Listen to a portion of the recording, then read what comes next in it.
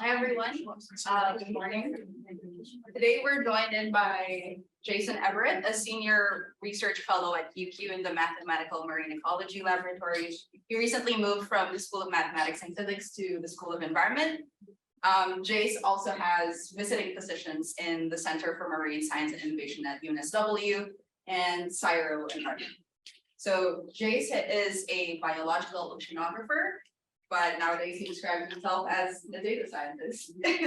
Somewhere in the middle. Yeah. And Ant, who's the head of our lab, often introduces Jace as the coding wizard. And the 3 years that I've known, after 3 years of knowing them, I can 100% back that statement up. So on top of the many different projects that Jace is involved in, he also led our team in developing the R Shiny app as a tool to fast forward conservation planning, which he will actually be talking about today. So thanks for giving today's updates. And thanks everyone for coming. Yes, I'm feeling a little bit awkward up here, talking about stakeholder engagement in conservation planning. I am a biological oceanographer, data scientist. So I'm presenting it from that perspective.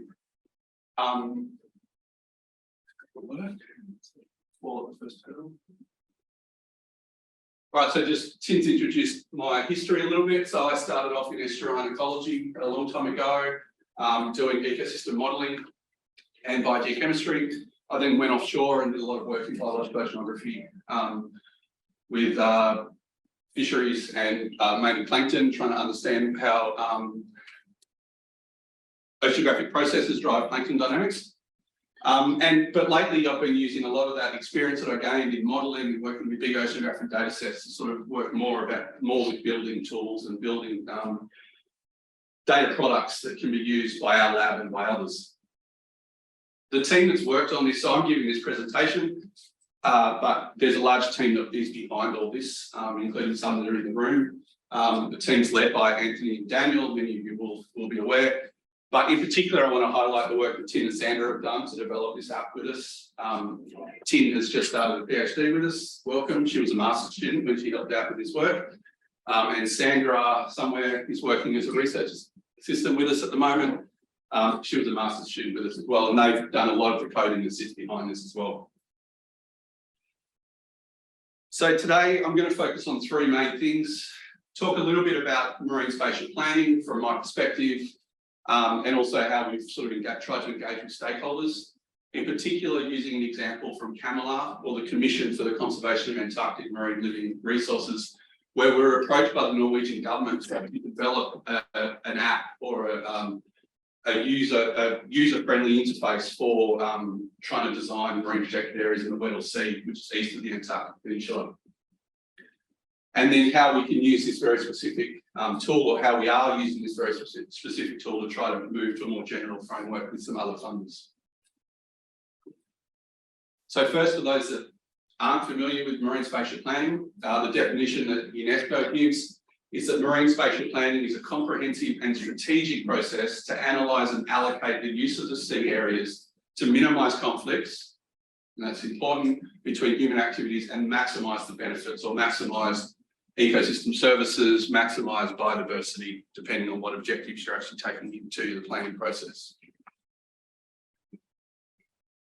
So there's, as you can imagine, there's a whole range of stakeholders involved in marine spatial planning, from the policymakers, governments, government organisations, down to scientists. They might be oceanographers, they might be benthic ecologists, they could be biological oceanographers, as well as the community. These might be people that are directly involved with the resource that you're trying to protect.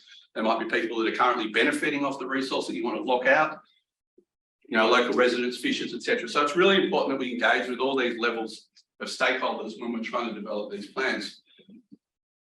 Spatial planning can become complex depending on the size of the area. You can have hundreds or even thousands of features. Features are things that you want to protect, particular species, particular feature like seamounts, krill.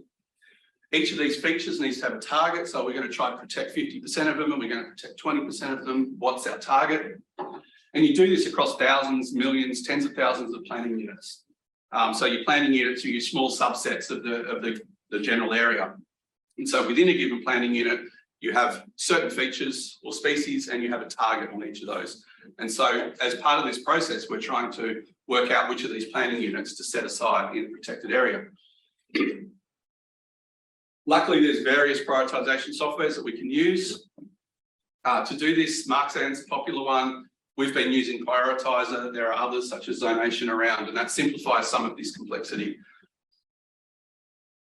And the problem with engagement with the stakeholders is they each have come in with a different level of knowledge about the environment. They come in with a different understanding of what marine spatial planning is.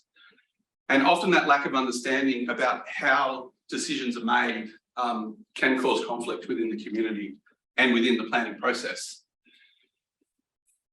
And so it's really important that we can engage with all these stakeholders, that we can bring them on the journey with us, that we can get them up to the same level as us in terms of understanding what's actually happening. It can be very time consuming and a very iterative process. So you can imagine that a planner might come up with a spatial plan that they think fits the objectives, but then one of the stakeholders, whether it's a fisherman or a policymaker, wants you to rerun it with a small tweak, and then you go back with your new plan and they come back with more changes. And so that process can be long and quite tedious. So when the Norwegian government or the Norwegian Polling Institute specifically engaged us, they were quite interested in a lot of the climate smart spatial planning that we were doing with Isaac and Tim and others in our lab. But they wanted us to build an interactive app on top of that to allow more effective stakeholder engagement. So we're not going to them with a plan, we're not going to them with a bunch of code, but we're going to them with something they can engage with.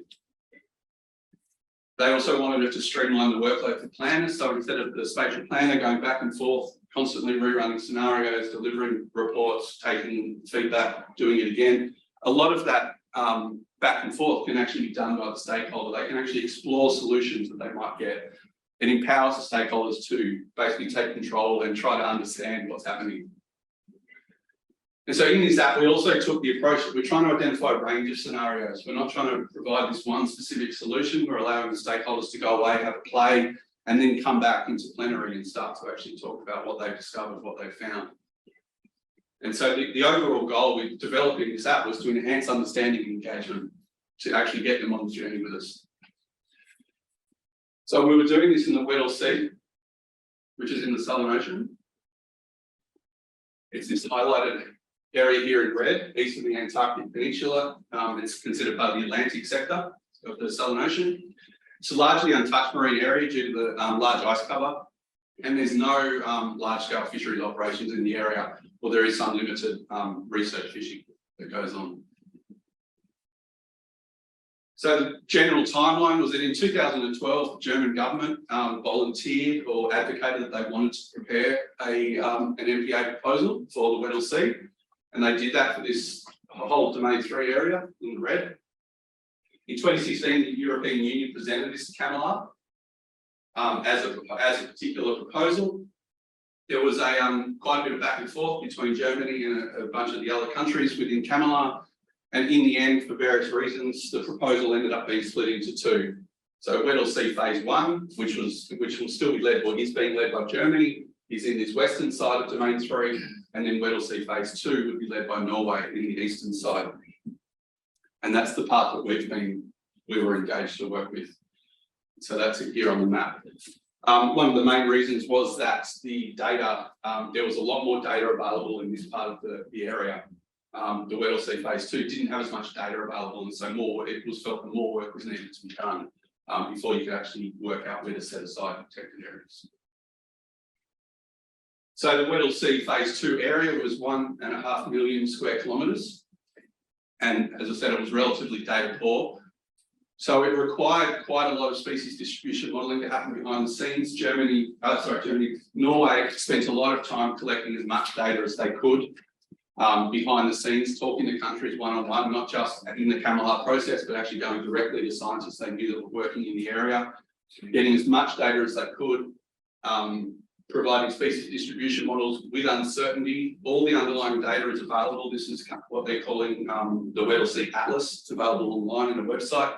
This is just one of the species they do it for. The underlying data is available, the models available, the codes available. Norway wanted the process to be extremely transparent in the Phase 2, and for people to have trust in the outcome as it came out. They also welcomed feedback and criticism. They really went out of their way to actually present what they were doing along the way, rather than just arriving with a final solution at the end. They actually went out looking for criticism of, what data do you have? What aren't we considering? And so the person who led the process for the NPI, Gary Griffiths, was constantly travelling around talking to different delegations from within Camelot. So I mentioned our existing framework, and so we've been working with Prioritiser for many years now. It provides an exact solution using integer linear programming. I'm not going to go into the detail of this too much, but happy to chat about it afterwards.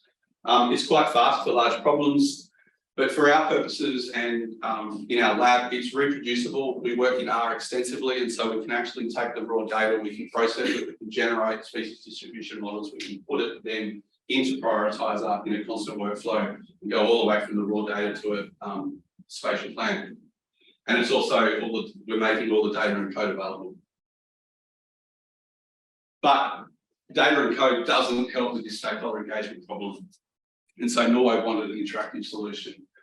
And that's where we built this app. So we've taken the benefits of Prioritiser, which was developed here at UQ, and it's overlaid with Shiny, which is another RStudio package, which allows you to take R code and turn it into effectively a HTML website very easily and allow complete interactivity. So as a summary of our area, 1.5 million square kilometre area, we have ended up with 15,500 or 15,700 planning units. Camelot had 8 objectives that they wanted to achieve around protecting certain features or species, which I won't go into right now, but I can later if you wish. We have 40 features in the app, which I'll show you. And we had multiple rational use or cost layers, depending on what the question was. So here, this is where it gets dangerous. I'm going to try a live demonstration.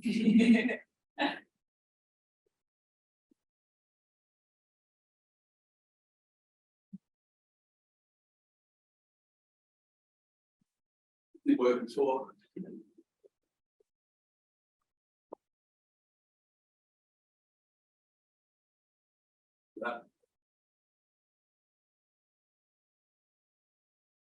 All right, so I'm just going to take you through some of the main features of the app. So this is the main page, the welcome page. So Gary Griffiths, as I highlighted before, he was the science leader for the project. We have the top bar across here with our welcome letter in the scenario tab, which I'll go through momentarily. The user, the stakeholder, can generate their own scenarios. We have a comparison module, so you can actually have 2 sets of scenarios and see what the spatial differences are and the target differences. We can go into the layer information that tells you more and visualises more about the underlying models, the species distribution models, and obviously help and credit. And this is the link to the atlas.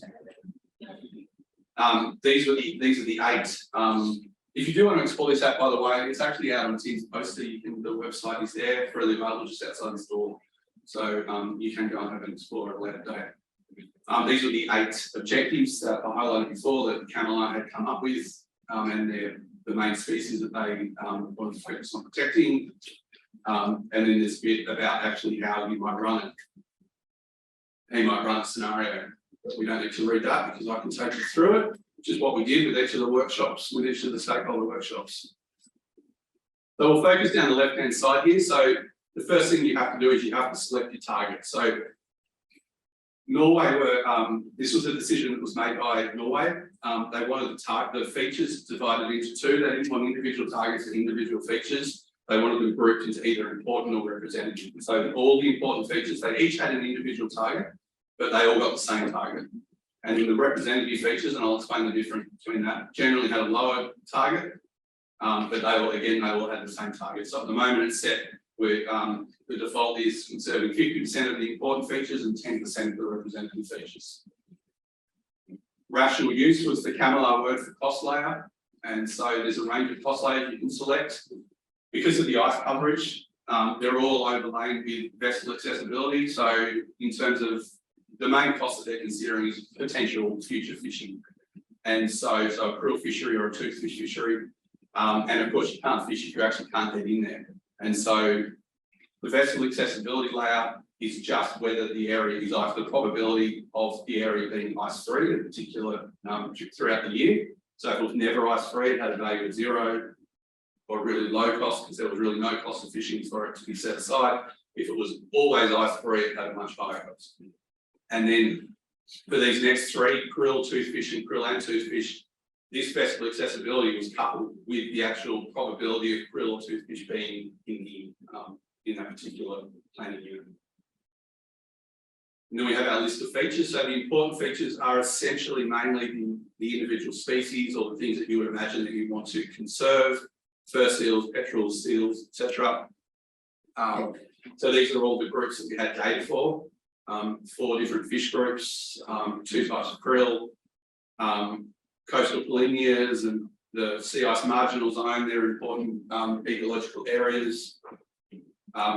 There was a couple of geomorphic features which were identified as needing to be important. All the others were contained in the representative targets, particularly these ridges and plateaus and seamounts are particularly important for things like toothfish.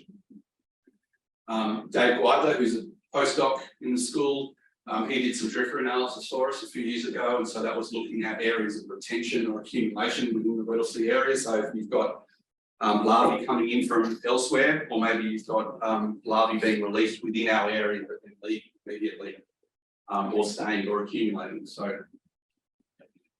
and then this is the second category here, the representative features. So these are the features with lower targets, and so these are the things where we have less specific data.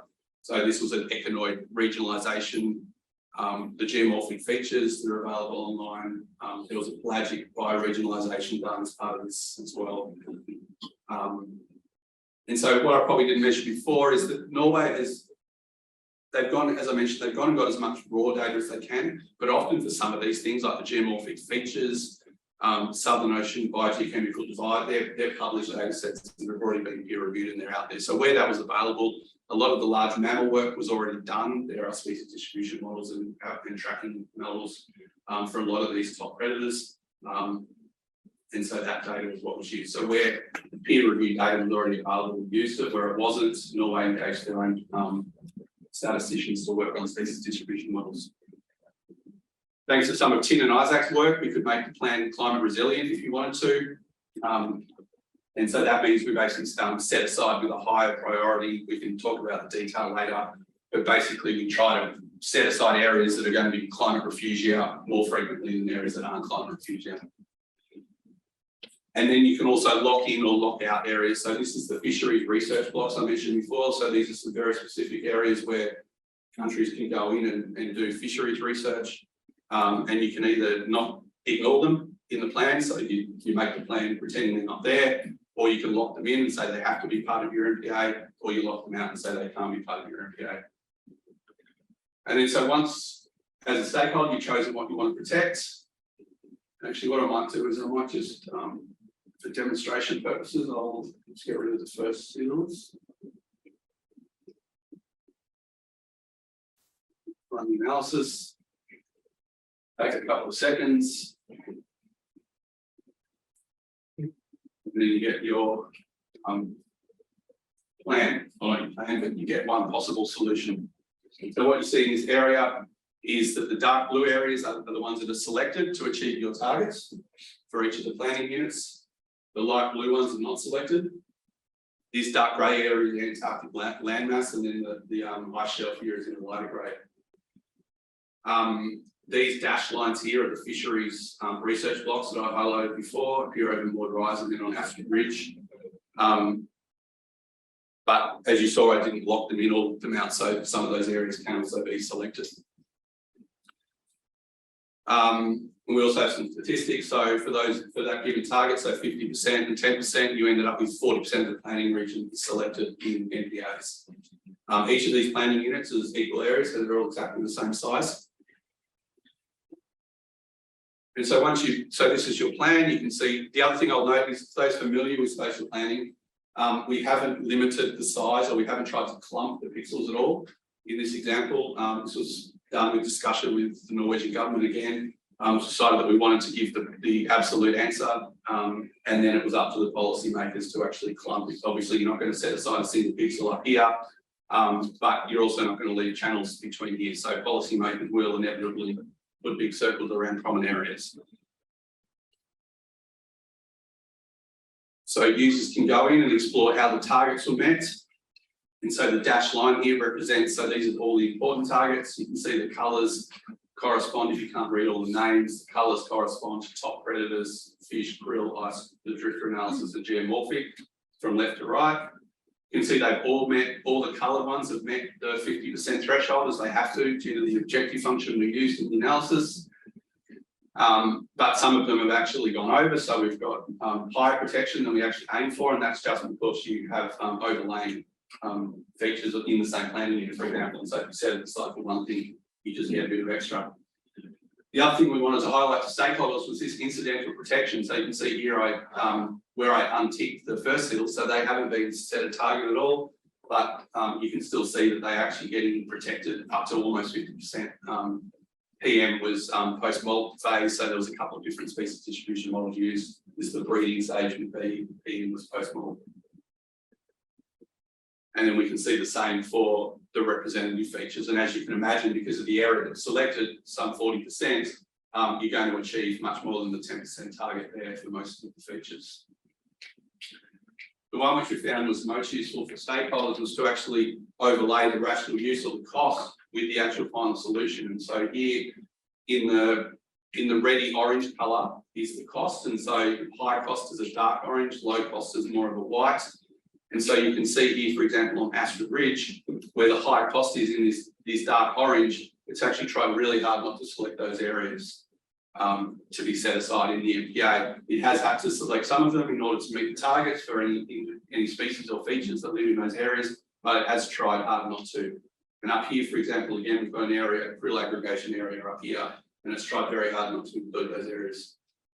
And it was sort of going back and forth between features and targets, and looking at this sort of allowed users to actually see why areas were and were not being selected. All these plots can be downloaded, and you can also access the raw information as well. Download that as a CSV file for the final solution. I'll just very quickly show you a comparison as well. I'm conscious of the time.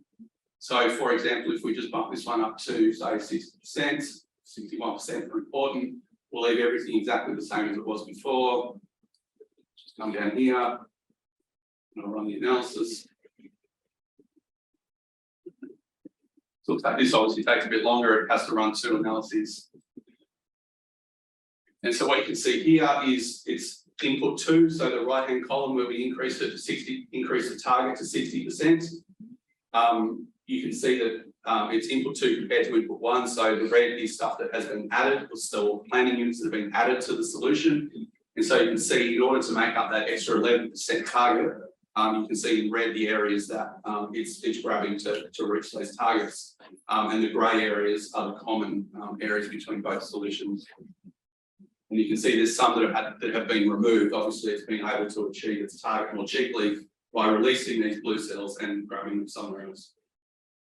And all the other plots and tables are exactly the same. You can get information about both solution 1 and solution 2. I might leave it there just in the interest of time. We can always come back to it afterwards. So just last month, the Camelot Commission met again in Santiago, and there was a range of recommendations tabled in their very dense, very policy-focused reports. But what was really interesting was that there was a lot of text around improving the involvement of the Camelot community, providing transparent access to these planning solutions. Norway's adamant they want to continue to build consensus. They want to continue to work with the whole community within Camelot to try to get these MPAs moving forward, some of which have been stuck in the commission for a long time. I spoke to Gary last week about this after this meeting in Santiago, and this was a quote that he sent me, and he basically said that it's caused a huge or an important change in thinking, this app, being able to get in there and actually the policymakers directly work with the data and with the app has changed and has made an important change in thinking within this very large consensus-based group. So that was really heartening to hear. Personal reflections on the process. We tried to make it as transparent as possible. We ran many workshops, both us and the Norwegian government. We introduced the data we were going to use, then we introduced the prioritised process we were going to use, then we introduced the app. And so it was sort of, we were really trying to bring the stakeholders along on the journey, accepting data from everywhere, getting feedback from people.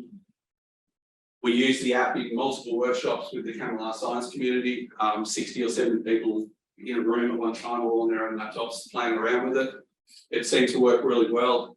They were all running their own scenarios, seeing what areas were common, and they'd be up on the whiteboard drawing what areas came out in their plan, and then you'd see where the common ones were between countries or between people with different focuses. Some of the comments we heard from people was that, they were interested in, and this is where we see a lot of conflict coming up, or a lot of that back and forth between the planners, is that they were interested in, this species, and they wanted to bump the target up for that species, so they went to the app, bumped the target up, and it actually didn't make a difference to the final solution. So they sort of dropped that issue. Whereas in previous instances of different spatial planning processes in different countries, that I've often seen that be a problem. And the other thing is people are arguing against an area, but maybe it gets selected no matter what combination of species you select. So it's obviously biologically or ecologically a very important area. So it tended to short circuit a lot of issues or arguments we felt within the room. From our perspective as educators in a university, it was great to actually provide that education experience. Many hadn't done it before. They learned the basics about spatial planning. They understood. They came to understand how the solutions were generated. But the key was to start slow, as I said, to really step through it from the data right through the process to the app. And so the next steps for us is to adapt the app framework for reuse. We're doing this in conjunction with the Waite Institute. They're engaged in a whole range of countries, and they're very interested in using this app again to try to engage more closely with their stakeholders, with the community. They're often on the ground in these countries, working with artisanal fishermen, commercial fishermen, etc., trying to design these things. And one example of where they've done this previously is with CBCS, which is an app they help to develop, where fishers can go on and actually circle areas that they know that are important. So they take a tablet out in the field and then look at maps and they can draw areas on it. And then that information is then rendered geospatially and sent to us to use within the app. And we're going to hopefully in the future be looking more closely with CSketch. So the idea, app in a day or maybe app in a week, but it doesn't sound as catchy, is to try to make the underlying code more flexible. So at the moment it's totally wired for the WLC in the Camilla process, but Sandra and I at the moment are starting to work on making it more generic, more flexible. And the idea would be that Waite, as our funder, would be able to develop a more personalised app in different countries or regions in a reasonably short amount of time, with just updating some of the underlying code you see over there on the left-hand side. And hopefully this will allow then the spatial planner, Jason Flower, who's also now an affiliate with CBCS, he's the spatial planner doing a lot of this work. It'll allow him to deploy this app into the community rather than run back and forth, tweaking targets by 1 or 2% at a time. So future directions will allow workflow that we've developed, allows flexibility. We can test our new approaches from a research perspective. In R, we've got Tim, Sandra, and other students all working on different ideas. And then that can easily then be incorporated into the app if we think it's viable because of this close link between Shining and R. We've been working on climate smart conservation planning for a while, since Isaac's days. Tim's continued that with this new paper on the bottom right-hand corner, trying to look at different approaches, and those different approaches are going to appear in our new versions of the app. We've had a master's student working on different ways to incorporate objective functions, so trying to maximise the ecosystem benefits. Such as maximise the availability of fish for artisanal fishermen, or protecting mangroves in order to conserve property or people, maximising carbon sequestration in mangroves, for example. In prioritising, you can use multiple constraints. similar to a cost layer to try to incorporate multiple use where there's a conflict between different uses. Where in this case, you don't have to necessarily get it down to a cost, you know, a value, a dollar cost. It could be number of shipping hours, it could be number of boats, it could be, you know, dollar value of a mining business. So they can all be in different units. We're working with Daniel's team and Lily. We're trying to improve migratory connectivity and how we can protect some of these nodes from that have been identified through MyCode, putting them into the app and looking at how important is it to conserve the pathways versus the individual nodes that are identified. And Sandra in her master's thesis, which she's just submitted, has been looking at spillover effects from current MPA networks and trying to understand how MPAs are actually benefiting local fisheries with the help of TIN and her global tuna database. So thank you. I'd just like to highlight that from a personal perspective, the stakeholder involvement in the Weddell Sea app has, I think, had a measurable impact on the process. It's been very transparent. We had a lot of discussions, both with the Norwegian government, but also within the Camelot community about this. The education was the key, bringing the stakeholders along with us. But by using the app in this common framework, showing that it retains the links to our research objectives, and it means that we can easily inject new ideas into the planning process. And most importantly, it's been fun. So thanks.